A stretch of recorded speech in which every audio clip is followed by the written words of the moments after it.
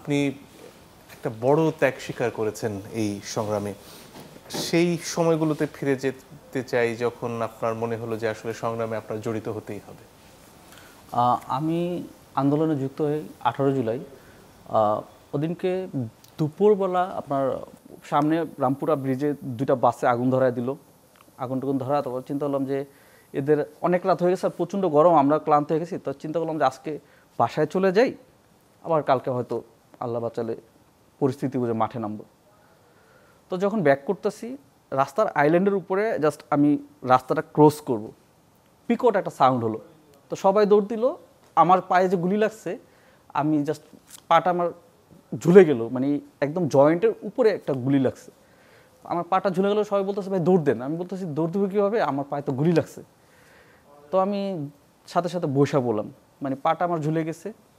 তো ওরা কী করলো, ওরাও জানের ভয়ে না পায়, ওরাও সাথে সাথে আমার দৌড়ে আসলো। আইসা আমি জানি না এখন মানুষ গামছা ইউজ করে না, তাৎক্ষণিকভাবে কোথা থেকে 1 সেকেন্ডের ভিতরে গামছা এটা আমার পাটা বাঁধলো।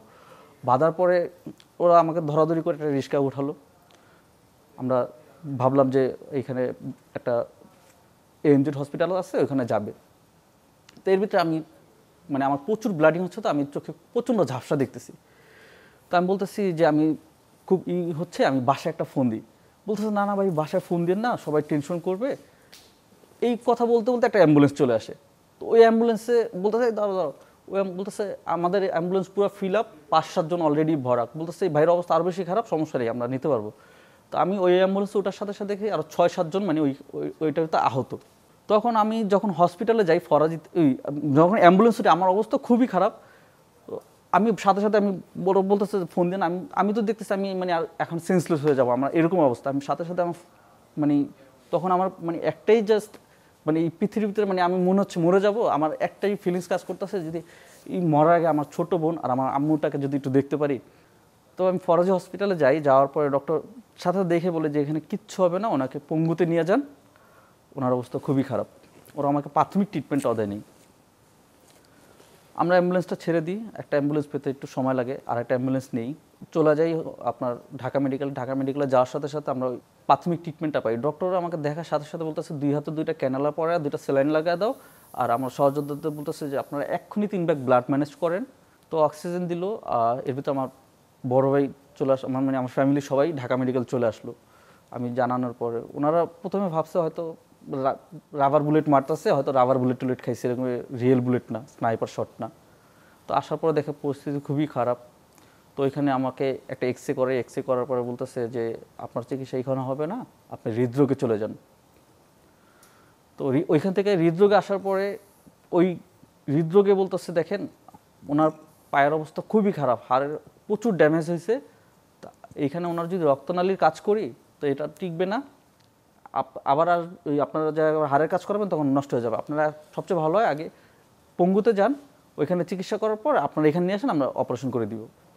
পঙ্গুতে যাওয়ার পরে দেখি পরিস্থিতি ভয়াবহ খারাপ, প্রচুর মানে আহত রোগী, গুলিবিদ্ধ।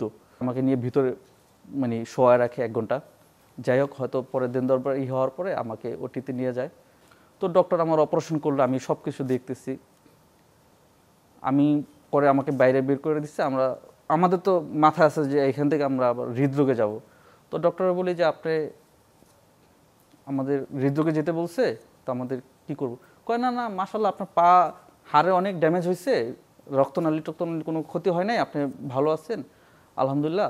আপনি বছরখানিক পরে হয়তো হাঁটতে পারবেন, আগের মতো হয়তো দৌড়াতে পারবেন না, সুস্থ হয়ে যাবেন, সমস্যা নেই। তো আমরা তো আসলে চিকিৎসার সাথে এরকম জড়িত না, রক্তনালী 6-7 ঘন্টার ভিতরে আপনার চিকিৎসা করতে হয় এরকম তো এখন জানি, তখন তো আর জানতাম না। আর যেখানে ডক্টর বলছে সব ঠিক আছে, আমি তো আর টেনশন করি নাই। তো আমাদের বেডে দিয়ে দেয়, শুক্রবার থাকে, কোনো ডক্টর থাকে না, শনিবার ডক্টর এসে বলে যে এর অবস্থা খুবই খারাপ। পরে আমাকে তখন কিছু বলে না, আমার বড় ভাইকে বলে যে রোগী যদি বাঁচাতে চান যত দ্রুত সম্ভব আপনি পাটা কেটে ফেলেন নিয়ে। তো আমাকে যখন ওটিতে নিয়ে যাওয়ার পর আমার পাশে আরেকজনের ওটি হচ্ছিলো, ওরও পা কাটতেছে। যখন আমার হাড়টা কাটতেছে মানে পায়ের, তখন আমি অনুভব করতেছি যে আমার শরীর থেকে একটা অংশ হারায় যাচ্ছে। যখন হাড়টা কাটতেছে মনে হতেছে করাত দিয়ে যখন গাছ কাটে না, এরকম আওয়াজ হচ্ছে যে করাত দিয়ে কাটতেছে। খুবই খারাপ লাগতেছিল যে আর জীবনে হাঁটতে পারবো না, চলতে পারবো না, ঘুরতে পারবো না, সব শেষ হয়ে গেল জীবনটা। আবার একটা দিক থেকে খুবই নিজেকে শক্ত করলাম যে মানুষ তো কতভাবে দুর্ঘটনায় পা হারায়, কতভাবেই হয়। আমি তো এখানে দেশের জন্য নামছি, দেশের জন্য মানুষ জীবন দিতে পারাটা কোনো ভাগ্যের ব্যাপার করে। আমি তো দেশের জন্য আহত হয়েছি, গর্ব করে বলতে পারবো। অনেক ধন্যবাদ আমাদেরকে এই কষ্টের মুহূর্তগুলোর কথা জানাবার জন্য, মনে করিয়ে দেবার জন্য আসলে কিসের বিনিময়ে আজকে আমরা স্বাধীন হয়েছি। জনাব ফারহান, আপনার কাছ থেকে যদি শুনতে পারি আপনাদের সময়গুলো কেমন ছিল, বিশেষ করে শেষের দিকে 4-5 তারিখের গল্পগুলো।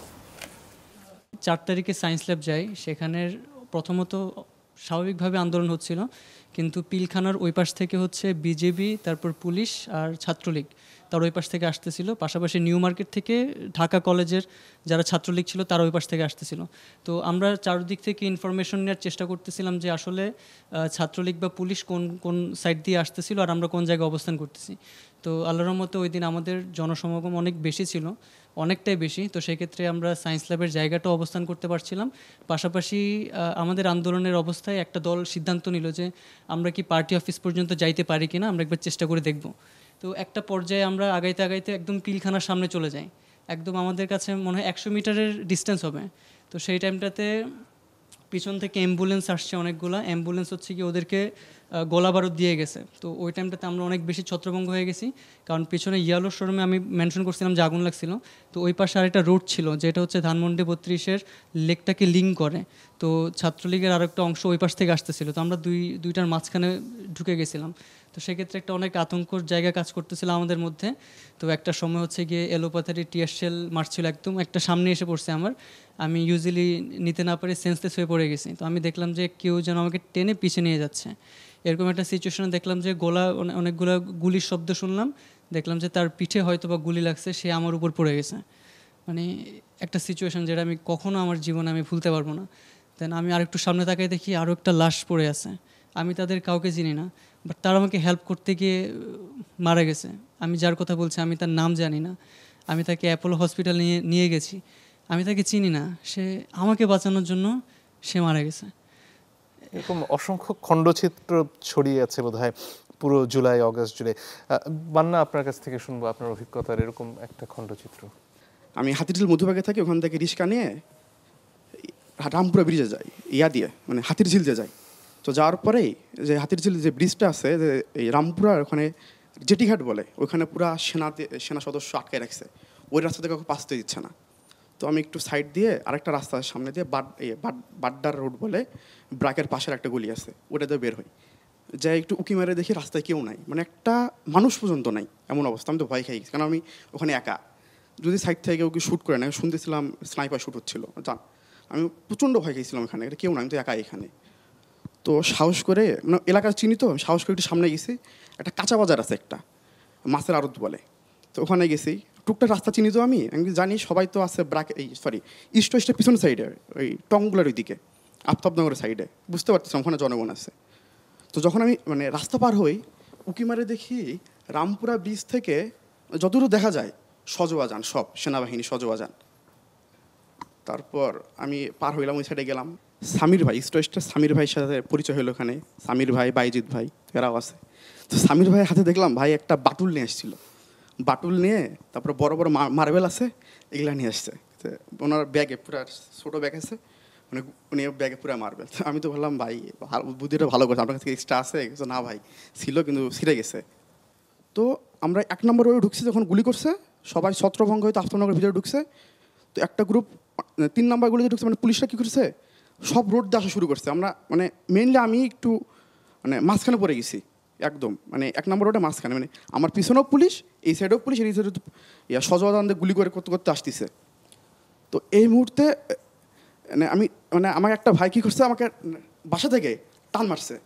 আমাকে যদি এখন ওই ভাই যদি টান না মারতো, আমি মনে হয় ওখানে শহীদ হয়ে যেতাম, এমন অবস্থা। মানে ডিরেক্ট টান মারছে, টান মারে বাসায় নিয়ে গেছে। তো বাসায় ভাইয়ের ওখানে নিয়ে গেল, পরে শুনি উনি অপরিচিত তিনি? হ্যাঁ, না আমার পরিচিত না, কিন্তু আমাকে টান মারছে, টান মানে বাসায় নিয়ে গেছে। করছে এখানে পুলিশ গোলাগুলি করতেছে, রাস্তায় কী করো, ওটা যাক তারপর আসো, মানে এরকম না ইয়া ছিল। মানে আমাকে একটু ধমকেশ্বরে বললো। এভাবে একেবারে সব স্তরের মানুষ আসলে সব জড়িয়ে পড়ছিলেন। অনেক ধন্যবাদ। হিমেলের কাছ থেকে এখানে একটা শুনবো। মূলত আমার এখানে আন্দোলনে যুক্ত হওয়ার শুরুটাই ছিল 14 তারিখ না, সরি 14 তারিখ, যেখানে ওই যে রাষ্ট্রপতির কাছে যে স্মারকলিপিটা প্রদান করা হলো, ওই জায়গা থেকে এরপর থেকে আমি রাজপথেই ছিলাম, আন্দোলন করছিলাম। যখনই চেষ্টা করছি আমি ছুটে গেছি। আমি বাসায় কখনো বলি নাই আমি যে আন্দোলনে যাচ্ছি, আমি বলছি এই যে আমি টার্ফে খেলতে যাচ্ছি। তারপরে বলতেছে আমার মানে ফ্যামিলির সবাই আমাকে মানে একের পর এক ফোন সব সময়, মানে এই পুরো জুলাই আন্দোলন জুড়েই। তো আমি বলছি এই যে আমি আমার বন্ধুর বাসায়, এই যে ছাদে আছি, আমি পার্টি করছি। তো এরকম করে তো এই আমি ছিলাম, আমি কখনো শাপলা চত্বর, কখনো ঢাকা বিশ্ববিদ্যালয়, কখনো শান্তিনগর মোড়। তো আমি দুইটা শুধু মানে আমার মানে কি বলে আমার অভিজ্ঞতা ইমোশন, হ্যাঁ অভিজ্ঞতা বা ভালো লাগা এগুলো শেয়ার করব। একটা হচ্ছে ভালো লাগার আর একটা খুবই খারাপ লাগার। ভালো লাগার যে জিনিসগুলো হচ্ছে যে যখন আমি ছিলাম আন্দোলনে, তো যখন ওই যে কমপ্লিট শাটডাউন ছিল, তখন আমি শান্তিনগর মোড়ে ছিলাম ওইখানে। তো ওইখানে যখন ওইখানেও ছাত্রলীগ হামলা করছিল, তো ওইখানে যখন ছাত্রলীগকে আমরা প্রতিহত করছিলাম, দোতলা থেকে এক আঙ্কেল আমাকে দেখে বলে কি যে আল্লাহ আপনাদের বিজয় দান করুক, আমরা দোয়া করি আপনাদের জন্য। মানে তারা খুব সাপোর্টিভ, খুব সাপোর্ট করছে। আমি তাদের মানে উপরে তাকে বলি ইনশাল্লাহ দোয়া করবেন। এবং আরেকটা ছিল 3 তারিখ, যেদিন এক দফা ঘোষণা হয়। তো তখন আমি এই শান্তিনগর থেকে শাহবাগ অভিমুখে যাই বা ঢাকা শহীদ মিনারে যাই। তো তখন হচ্ছে কি দেখলাম যে অনেক বয়স্ক লোক, অনেক মানে আমার বাবার থেকেও বড়, আবার বাবার বয়সী, এরকম অনেকে ছিল। তো এক আঙ্কেল আমাকে নিজে থেকেই বলল যে তোমাদের দেখে আমি নিজেকে আটকে রাখতে পারি নাই, এই দেখো একদম তৈরি হয়ে চলে এসেছি। আমি মানে মাথা থেকে পা পর্যন্ত দেখলাম একদম যে মানে লড়াই করার জন্য যে প্রস্তুতির যে বিষয়টা, সে একদম সব কিছু মেনটেন করেই চলে আসছে যে কোনো মুহূর্তের জন্য সে। তো তারা আমাকে জড়ায় ধরলো, আমাকে একদম মানে জড়ায় ধরে উঠায় ফেলছে, খুবই আদর করছে এবং আমাকে বার্গারও কিনে খাওয়াইছিল। তো আমার এক বন্ধু শহীদ তৌহিদুল ইসলাম ওরফে তাওহিদ, ও 4 আগস্ট এই ফার্মগেটে কমিশনার মার্কেটের সামনে যে ব্রিজটা আছে, ফুটওভার ব্রিজ, এটার সামনে পুলিশের গুলিতে গুলিবিদ্ধ হয়। ও গুলিটা ঠিক এসে ওর চোয়ালে লাগে, ও স্পট ডেথ তখন। তো ওর লাশটাকে যখন ঢাকা মেডিকেলে নিয়ে যাওয়া হচ্ছিল, ঢাকা মেডিকেলে কর্তব্যরত চিকিৎসক ওকে মৃত ঘোষণা করে। তো ওই লাশ নিয়ে আবার কিছুক্ষণ শহীদ মিনারে রাখা হয়, ওই ছবিটাও ভাইরাল হয়েছে, দেখা যাবে। তো লাশ নিয়ে যখন আবার শাহবাগ অভিমুখে রওনা দেওয়া হয়, যে লাশ নিয়ে মিছিল, তো ওই মিছিলে পুলিশ গুলি চালিয়ে সেখানে ছত্রভঙ্গ করে লাশটিকে গুম করে ফেলে।